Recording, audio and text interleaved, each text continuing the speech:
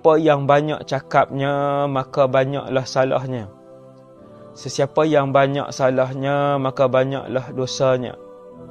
Sesiapa yang banyak dosanya, kalau tak diampunkan, nerakalah tempatnya. Betul tak tuan-tuan perkataan tu? Sangat betul. Maka orang yang rajin bersembang, hati-hati dengan mulut dan lidah yang diberikan oleh Allah. Yang banyak cakap. Sebab tu orang soleh tuan-tuan, lagi soleh dan lagi alim orang itu, lagi bertambah kuranglah percakapan dia. Ini kaedah. Ini bukan hadis, ini kaedah. Semakin alim dan semakin soleh orang itu, maka semakin kuranglah perkataan yang keluar daripada mulut dia. Hak menyembang ni, kataan menyembang ni. Mengajak tu tak apalah kan, mengajak ni hak menyembang. Tuan-tuan tengok ada orang suka menyembang. Hari ni ada istilah membawang. Istilah membawang. Membawang. Tak ada apa kadang dia boleh telefon orang untuk sembang. Kadang tak ada apa-apa pun, saja telefon orang untuk sembang. Hasbunallah wa ni'mal wakil. Hasbunallah wa ni'mal wakil.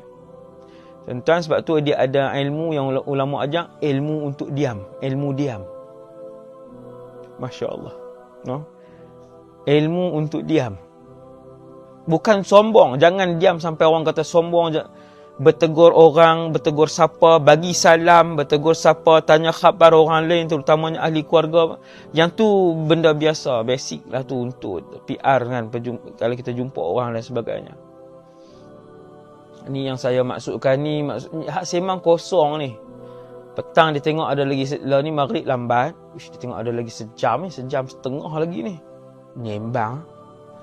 Orang-orang yang kaki sembang, suka sembang, ketahuilah, sesiapa yang banyak sembangnya, maka banyak salahnya. Mesti. Sesiapa yang banyak salahnya, banyak dosanya.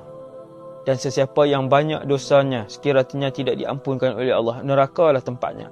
Nabi ajak satu cara, tiap-tiap kali berjumpa dengan orang, bersembang, walaupun seorang, 4 orang, 10,000 orang, orang tu kita kenal ataupun tak kenal, sebelum nak berpisah, subhanakallahumma bihamdik, asyhadu an la ilaha illa anta, astaghfiruka wa atubu ilaik.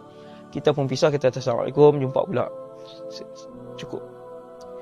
Nah, tuan-tuan, tuan-tuan biasa-biasa akan buat, insya-Allah. Kita duduk dengan siapa pun kita akan subhanakallahumma bihamdik. Dengan siapa saja, Allah akan menggerakkan mulut kita untuk sebut. Kita jadi tak malu lah. Kita jadi tak segan. Allah akan menggerakkan mulut kita. Allah akan menggerakkan mulut kita. Jalla jalaluh. Allah akan mengingatkan kita, insya-Allah.